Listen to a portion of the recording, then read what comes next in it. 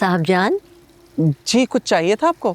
नहीं, खातिर तवाज़ो के लिए तो हर चीज़ मौजूद है, लेकिन तुम्हारी नंद कहीं नज़र नहीं आ रही मुझे। अब अपनी नंद का क्या कहूँ मैं, उसने तो खुद को कमरे में बंद कर लिया हुआ है। क्या? लेकिन क्यों? आज इतने अरसे के बाद मैं इस हवेली में आई हूँ और आते ही मुझे क्या खबर सुनने को मिल रही है? खुर्शीद ने ऐसा क्यों किया? इस क्यों का जवाब तो हम भी कई सालों से तलाश कर रहे हैं। हो सकता है उसे कोई गम लग गया हो। ऐसे कैसे वो खुद को कमरे में बंद कर सकती है? पढ़ी लिखी है वो। ज्यादा पढ़ लिख लेने से ही उसकी अकल ने काम करना छोड़ दिया। और आप सब ये मेरी बेटे की कामयाबी की खुशी में क्या कहानियां ले बैठे, इससे मेरा दिल घबराना शुरू हो जाता है।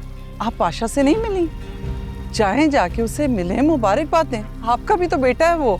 हाँ हाँ, मैं उससे ज़रूर मिलूंगी और बादशाह को मिलके ही मुबारकबाद दूंगी। किस डॉक्टर को दिखा रही हो खुर्शीद को?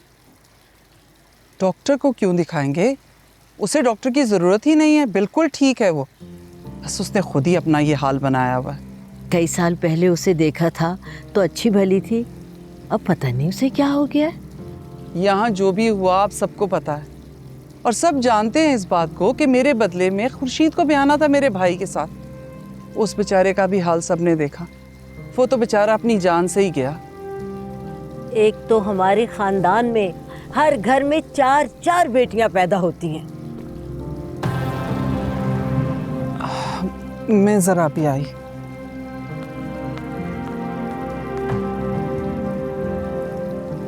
सरकार, मेहमानों को छोड़ के आप कहाँ चले गए? एक तो मैं तुम्हारी हर वक्त की आंखों के रडार से तंग हूं, हर वक्त मेरी जांच पड़ताल करती हूं। मैं कब कहां गया, कहां से आया हूं, बस करो। मैं तो बस क्या? जाओ, जाकर मेहमानों पर ध्यान दो।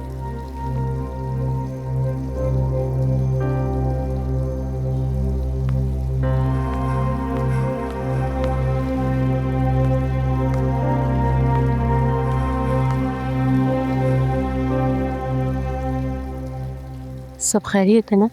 हाँ हाँ, सब खैरियत है।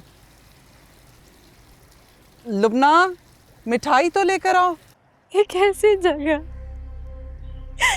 बाबा ने मुझे यहाँ क्यों भेज दिया? अपना जनाजा रोल दे। वो शख्स तो इनकी नफरत से भरा हुआ है। उसका बस नहीं चल रहा था कि वो बाबा की लाश को और मुझे कुत्तों के आगे डाल दे। डॉक्टर साहब, अब हमें हमारे गांव छोड़ा है वापस। नहीं, ऐसा मुमकिन नहीं है। डेड बॉडी को बहुत देर हो चुकी है। अगर और इंतजार करेंगे तो डेड बॉडी खराब हो जाएगी। इतना लंबा सफर तय करके आए।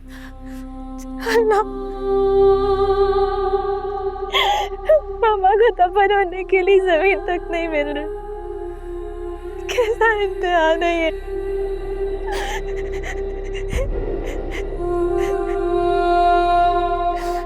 क्या बिगाड़ा था मेरे पापा ने इनका?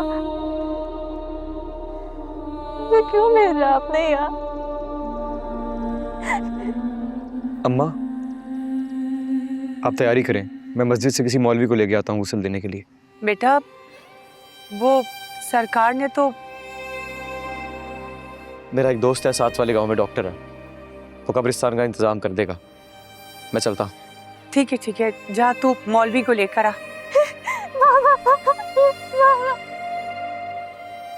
ना बेटी, बाप के मरने पर थोड़ी रोते हैं।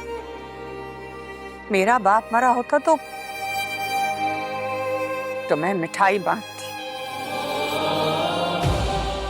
रोते तो माँ के मरने पर, क्योंकि माँ नसीबों वालों को मिलती है और नसीबों वालों के हाथ ही मरती है। वो अम्मा को अपने अब्बा से बहुत नफरत थी, इसलिए ऐसी बातें कर रही हैं। अम्मा, दुनिया के सारे बाप तुम्हारे बाप जैसे नहीं होते।